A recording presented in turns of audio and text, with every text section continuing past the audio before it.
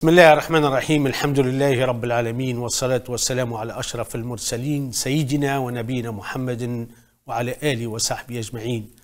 لبيك اللهم لبيك لبيك لا شريك لك لبيك إن الحمد والنعمة لك والملك لا شريك لك. Salam alaikum wa rahmatullahi wa barakatuh. C'est la suite du voyage vers la Mecque, le grand pèlerinage, Al-Hajj ila Bayt Allahi Al-Haram. Aujourd'hui, nous allons essayer avec mon invité, mon cher invité, Imam Abdel Al, de vous expliquer les étapes majeures du Hajj. Et oui, j'espère que vous pourriez, après avoir visionné, avoir une idée au moins, voilà, de ce que ressemble le Hajj, réellement, pratiquement, et bien sûr avec les explications précieuses de notre cher Imam, nous allons vous faciliter, espérons-le, hein, vous guider, vous accompagner dans ce voyage unique, exceptionnel. فيا رب لا تحرم من لأحد من حج بيتك الحرام.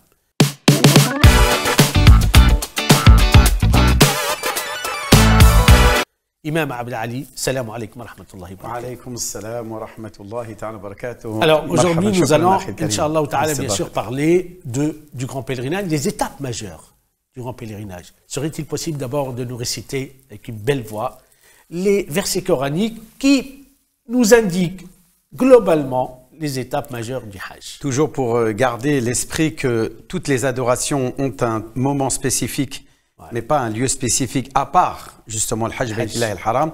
Nous allons lire les versets qui sont en rapport avec cela.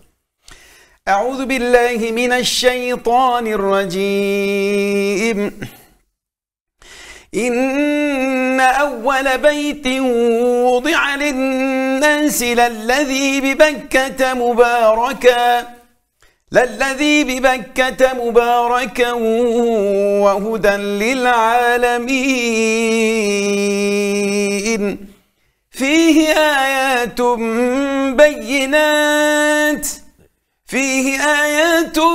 بينات مقام إبراهيم ومن دخله كان آمنا ولله على الناس حج البيت من استطاع إليه سبيلا ومن كفر فإن الله غني عن العالمين.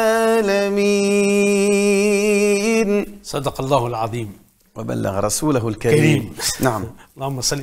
Donc la première étape, parce qu'on n'a pas beaucoup de temps malheureusement, la première étape du Hajj, ce qu'on appelle l'ihram. De quoi s'agit-il? Alors il s'agit de se mettre dans un cadre spécifique qui est d'abord psychologique, qui consiste à faire preuve d'humilité avec l'intention d'aller vers son Créateur afin d'obtenir de sa part sa satisfaction et avec imprégné des vertus nécessaires pour qu'Allah Azza wa Jal agrée nos actes, imprégné de cette principale qualité qui est l'humilité. La modestie. Le croyant, il y a tajarrat, c'est-à-dire qu'il va retirer tous les vêtements cousus, notamment les vêtements qui pourraient être symboles de noblesse ou de statut social, etc. Le croyant va enlever tout cela, il va se mettre au même niveau que tout le monde. D'accord, ça, pardon, c'est la symbolisation, la signification ou les effets. L'ihram, si nos téléspectateurs nous suivent, c'est l'intention. C'est d'abord une intention. L'intention de faire le Hajj, c'est ça? D'accomplir une Umrah associée au Hajj, puisqu'on en profite pour, comme l'a fait les compagnons du prophète, d'associer une Umrah et un Hajj, c'est-à-dire d'essayer de multiplier maximum d'avantages. Oui, bien sûr. Donc là, en fait, nous avons l'ihram, on a compris de quoi s'agit-il. Alors, c'est quand l'ihram, en fait, il a un temps, il a une heure bien précise? Alors, il n'y a pas d'heure ni de jour, il faut simplement être à l'intérieur des mois sacrés. Là, pardon, là maintenant, moi, là, j'ai l'intention de faire le Hajj. C'est bon, en fait, c'est l'intention qui compte, c'est ça? Alors, attention, ici, vous ne pouvez pas... Oui, non, mais l'intention, l'intention, elle se fera au moment où vous atteindrez la frontière.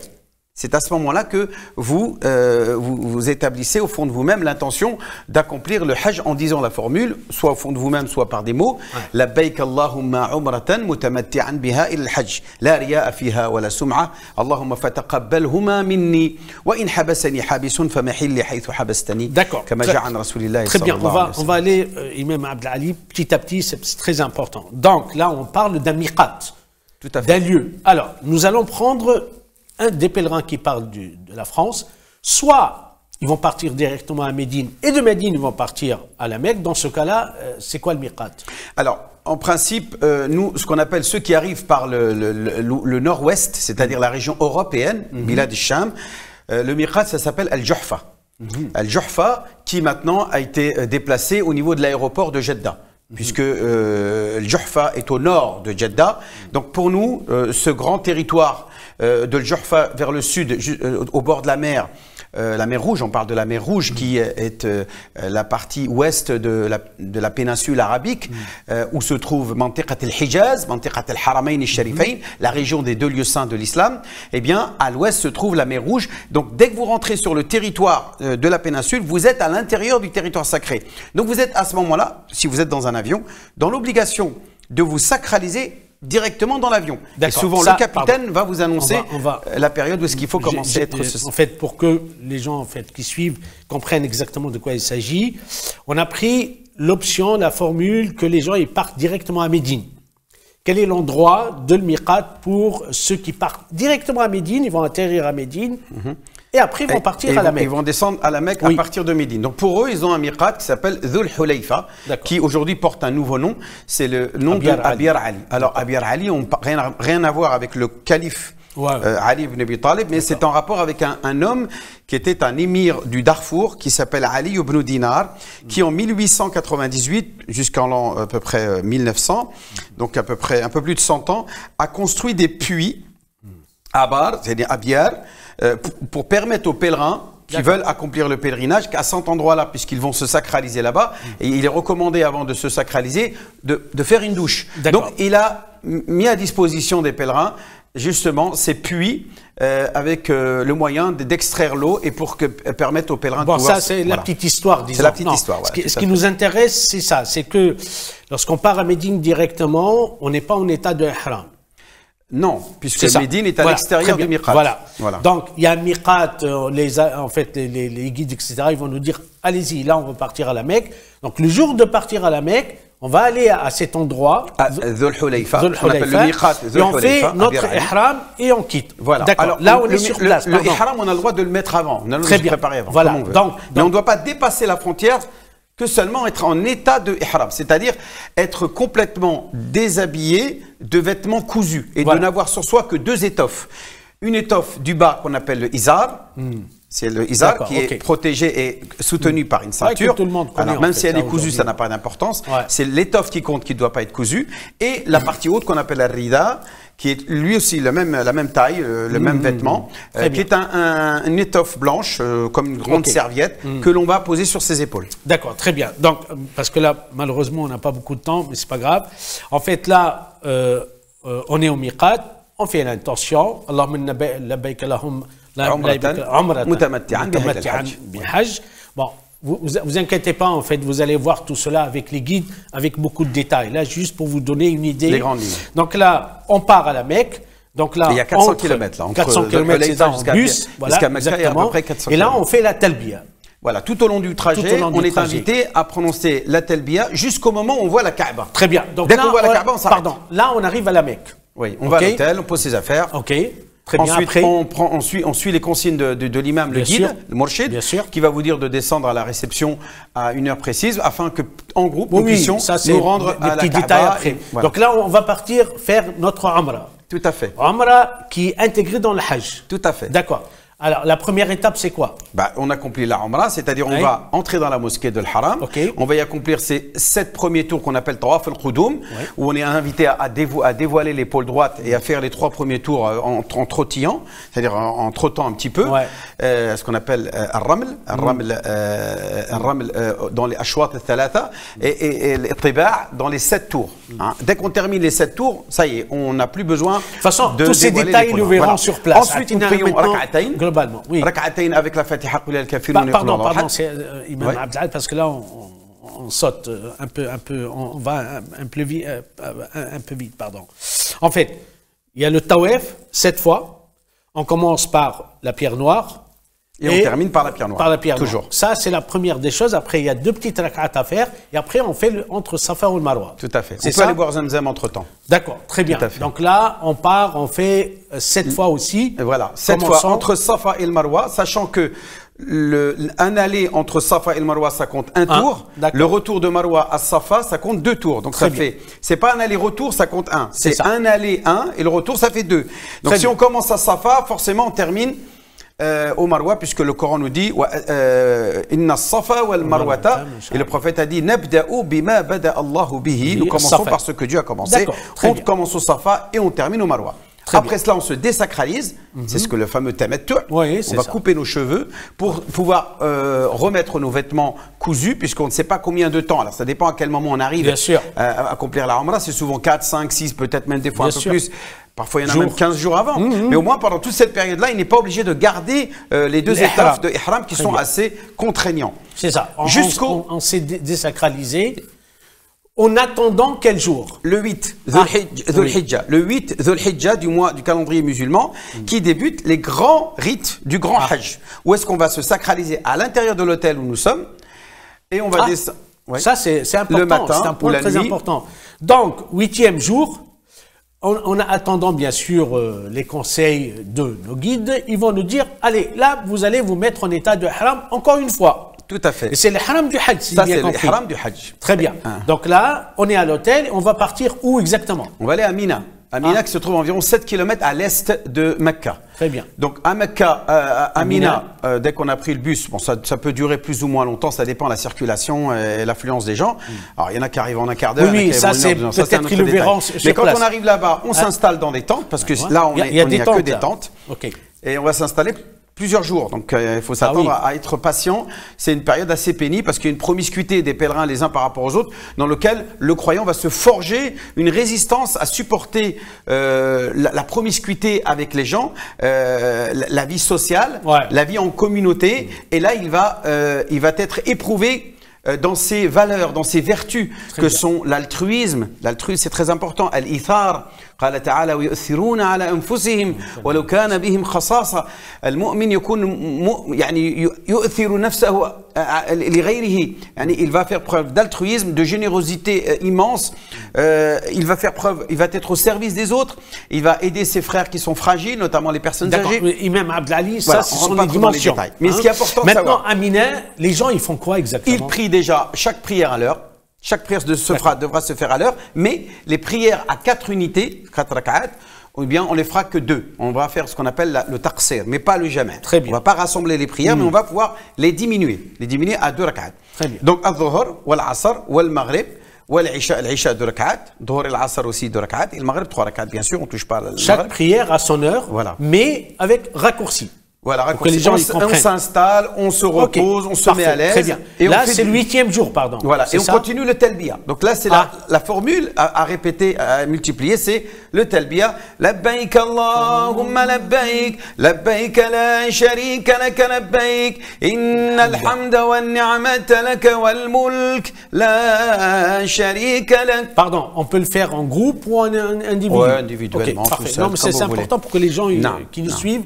Donc là, 8e jour, le 9e jour. Le lendemain, c'est Arafat. Qu'est-ce qui se passe? C'est le plus important. Le jour le plus fondamental, c'est le Rukn Asasi, le pilier central du pèlerinage à la Mecque. Puisque le prophète dit Al-Hajju Arafat. D'accord. Il y en a qui disent, ouais, mais moi, si je fais l'Umrah pendant Ramadan, j'ai la récompense d'un Hajj. Oui, la récompense. Mais est-ce que tu es exempté de faire le Hajj? Non. Puisque tant que tu n'as pas été présent à Arafat, le jour de Arafat, tu n'es pas Hajj. Par contre, si tu mets les pieds à Arafat, le jour de Arafat, tu es Hajj. Voilà, c'est le pilier central du pèlerinage. D'accord. Donc là, on va passer une journée entière. Pardon, là, c'est bon, on est à Arafat. On va passer une journée entière à Arafat. On fait quoi exactement? Alors, on arrive là-bas à Arafat, on s'installe. Par exemple, c'est des grands chapiteaux maintenant climatisés. Masha'Allah, c'est du beau travail qu'ont fait les autorités saoudiennes pour accueillir encore mieux que moi, je me rappelle, il y a exactement 36 ans. C'est-à-dire quand c'est exactement la même période qu'aujourd'hui, au mois de juin, juillet, le pèlerinage, on suffoquait sous nos tentes. Il n'y avait pas de climatiseur, il n'y avait rien du tout. On avait des gens qui tombaient malades à cause de cette chaleur étouffante. Aujourd'hui, alhamdoulilah, des immenses climatiseurs. On s'installe, il y a même des oreillers, des coussins. Qu'est-ce qu'on fait au niveau du rite? Alors le rite, on va d'abord s'installer, on va boire un café, on va se mettre à l'aise, on va commencer à préparer son programme de la journée. Le cheikh va commencer à faire une introduction pour expliquer aux pèlerins combien cette journée est importante par une petite exhortation. Ensuite, on va déjeuner, on mange, et après le déjeuner commencent les choses sérieuses. Donc ça veut dire qu'on va d'abord prier al-Dhuhr wal-Asr, rak'atayn. D'accord. Donc, Dhuhr rak'atayn ou l'Asr rak'atayn, tout de suite enchaîner l'une derrière l'autre, c'est-à-dire jam'an wa qasran. On prie Dhuhr et l'Asr. Après, l'imam ou les imams peuvent alterner l'un derrière l'autre donc à prononcer une khutbah, un prêche de Arafat. On peut aussi écouter à la radio le prêche du Masjid Namira ou le grand cheikh, le mufti d'Arabie Saoudite. On parle du rite, en fait. Oui, le rituel. Non, qu'est-ce qu'il y a comme rite à faire à part le prière, il y a rien. Oui, justement, j'y venais. On écoute d'abord le prêche attentivement et qui va nous motiver à faire un maximum de bonnes actions. Ensuite, on va être invité à prononcer et à multiplier la formule que le prophète nous a recommandée. Le jour de Arafat, c'est le fait de dire La ilaha illallah, wahdahu la sharika lah, lahul mulk wal hamd, wa huwa ala kulli shay'in qadir. Mais aussi le talbiya, labbaik Allahumma labbaik. On n'arrête pas de prononcer le talbiya, même le jour de Arafat. Donc le jour de Arafat, c'est le talbiya et le tahlil, wa tahmid, wa dhikrullah, masha'Allah. Wa qira'at al-Qur'an, wa khassatan al-du'a, l'invocation. Alors il y a dua thana, le dua où est-ce qu'on va évoquer le nom de Dieu, comme nous l'a recommandé le prophète. Donc c'est un dua, le fait de dire la ilaha illallah, comme l'a fait Yunus alayhi salam dans le ventre de la baleine quand il dit la ilaha illa anta subhanaka inni kuntu min adh-dhalimin. C'est un dua thana, c'est-à-dire c'est une invocation d'éloge. Très bien. Donc là, on est à Arafat, les gens ils suivent le guide. Au coucher du soleil. Alors, avant le coucher du soleil, on est invité à sortir dehors. De ne pas avoir quelque chose au-dessus de sa tête. Il va s'orienter vers la Qibla, vers le Kaaba, qui est pratiquement en direction du soleil qui se couche. Très bien. Pourquoi? Parce qu'il y a un hadith qui dit que ce jour-là, à Arafat, quand le soleil se couche, il aspire avec lui. Le soleil aspire avec lui tous les péchés des gens qui sont à Arafat et qui ont les yeux en pleurs et qui sont en train de demander et d'implorer Allah Azza wa Jal de leur pardonner leurs fautes et d'être absous de tous leurs péchés, puisque le croyant qui part de Arafat après avoir une attitude exemplaire pendant tout ce pèlerinage, eh bien, il revient comme un nouveau-né, comme le dit le prophète. Donc voilà, et au coucher du soleil, se terminent les rites de Arafat. Toujours le talbiya, il n'y a pas de difficulté, jusqu'au moment où on descend de Arafat. Et à ce moment-là, on prend un bus, il y a une navette, on va prendre le temps et rester calme et attendre notre tour pour monter dans les navettes qui font la rotation jusqu'à Muzdalifa. Arrivé à Muzdalifa, alors Muzdalifa, sachez qu'il n'y a pratiquement rien du tout. Ce sont simplement des esplanades. Ni hôtel, ni rien du tout. On va passer une nuit, c'est ça? Voilà. Donc, amenez avec vous sur quoi vous allez pouvoir dormir, parce que vous serez invité à dormir sur place. C'est ça. À la Belle Étoile. Moi, je l'appelle le 1000 étoiles. C'est l'hôtel 1000 étoiles. Puisque quand vous levez la tête, vous avez, masha'Allah, que des étoiles. Que des étoiles au-dessus de vous. Donc, vous allez prier avec l'imam al-Maghrib ou al-Isha, jam'an wa qasran, bien sûr. Al-Maghrib, 3 rak'at, et l'Isha, rak'atayn. Et ensuite, vous pouvez chef al-witr, et ensuite, vous êtes invité à dormir. Le prophète ne veillez pas après l'Isha, et ne nous enseignez pas à veiller le soir. Celui qui peut dormir tout de suite pour retrouver de l'énergie, pour tenir la journée qui l'attend et qui nous attend le lendemain, puisque nous avons une journée assez pénible qui nous Très bien. Là, c'est bon, le matin, à l'aube. C'est l'Eid. Nous sommes le 10. Le premier jour de l'Eid. Il ne faut pas oublier que le 9, c'est Yom Arafah. Dans le monde, les gens jeûnent. Nous ne jeûnons pas. Les pèlerins qui sont à la Mecque, eux ne jeûnent pas. Eux, ils sont en train d'adorer Allah Azza wa Jalla la journée. Et le soir, ils sont à Muzdalifa pour accomplir et dormir là-bas avant que le matin, ils accomplissent les rites du grand Hajj les plus importants qui sont les jours de l'Eid. Il y en a 4. vous avez Al-Rami, tout d'abord, on va jeter les cailloux. C'est la lapidation, ce qu'on appelle la lapidation. 7 cailloux. 7 cailloux qu'on a ramassés à Muzdalifa. D'accord, très bien. Les détails, on verra après. Donc là, on a 7 petits cailloux à jeter. À la grande Jamara. La grande Jamara. On laisse passer la première, la petite, la moyenne, on laisse passer, et on jette que dans la grande. On verra ça à l'écran après. Le jour de l'Eid, on ne jette que le Yom Jamarat al-Aqaba al-Kubra. Donc ça, c'est le premier acte. Deuxième acte. Ensuite, on coupe les cheveux. D'accord. À partir de là, on peut couper les cheveux. Il est possible, à partir de là, d'aller à l'abattoir, sauf si on a mandaté des sociétés telles qu'Al-Rajihi, etc., ou même des sacrificateurs, pour égorger les moutons que nous avons payés et dont nous avons un ticket qui correspond au nom de la personne concernée. Et à partir de là, on s'occupe de cette partie-là. On n'a pas besoin d'aller gaspiller, parce qu'il y en a qui vont à l'abattoir pour égorger eux-mêmes. Sauf que si vous égorgez, vous ne pouvez pas prendre la bête avec vous, c'est du gaspillage. Pardon, que les gens ils nous comprennent. En fait, nous avons, première étape, c'est lapider, en fait, la lapidation des stèles. C'est pour la grande stèle avec 7 petits cailloux. Deuxième étape, c'est se couper les cheveux. Ou raser, le mieux c'est raser, bien sûr. Raser, c'est mieux. Troisième étape, c'est bien sûr l'immolation ou égorger un mouton, bien sûr, par procuration. Tout simplement parce qu'on a pratiqué le tamattu'. Très bien, pardon.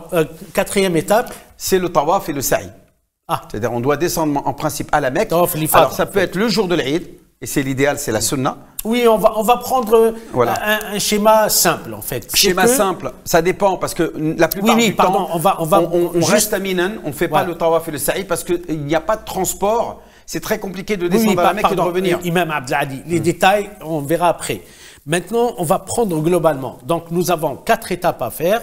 La première étape, c'est lapider. Deuxième étape, c'est de couper les cheveux ou se raser. Troisième étape, c'est le mouton. Quatrième étape, c'est faire tawaf al-ifada, d'accord, qui est le tawaf fard obligatoire. Très bien. Donc, si j'ai bien compris, c'est le même, c'est comme nous avons fait au début. Alors, sauf qu'il n'y a pas l'ittiba' et il n'y a même pas d'ihram. Il n'y a pas d'ihram.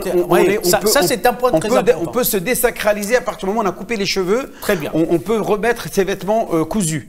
Ça, c'est un point très important. Et accomplir le tawaf et le sa'i. Avec des habits normaux. Voilà, alors, mais par contre, on est en tahallul asghar. C'est-à-dire qu'attention, on a mis les habits décousus, mais il ne nous est pas permis encore d'avoir des rapports intimes avec nos épouses, parce qu'il y en a qui partent avec leurs épouses, ils ont un hôtel, ils ont une chambre à l'hôtel, etc. Mais ils ne peuvent pas avoir de rapport tant qu'ils n'ont pas accompli le tawaf et l'ifada ou sa'i, qui à ce moment-là, ils auront bien entendu accompli le tahallul akbar, c'est-à-dire la grande désacralisation qui leur permettra tout ce qu'ils veulent.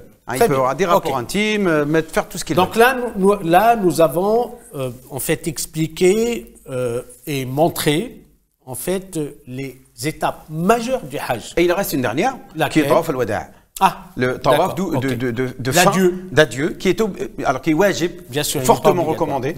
Et avant de partir, on fait un tawaf 7 fois autour de la Kaaba, sans habit de sacralisation. Bien sûr, parce que c'est déjà... Et à ce moment-là, on sort, et c'est le jour où on quitte. Vous ne pouvez pas faire le tawaf al-wada' et rester à la Mecque.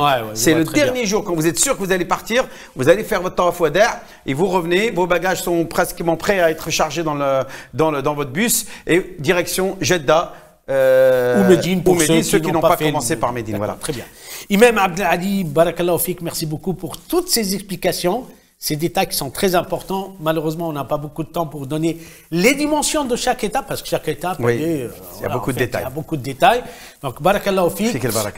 Juste, dernière chose, une petite récitation, en fait, d'un petit morceau, en fait, un petit verset coranique de Al-Hajj pour clôturer et finir cette émission qui est réservée exclusivement aux étapes majeures du Hajj. أعوذ بالله من الشيطان الرجيم وأتموا الحج والعمرة لله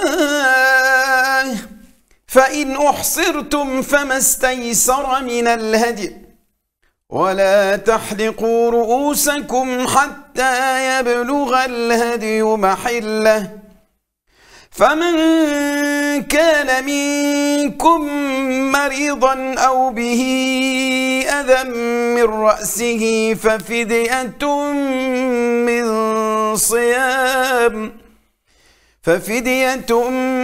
من صيام أو صدقة أو نسك فإذا أمنتم فمن تمتع بالعمرة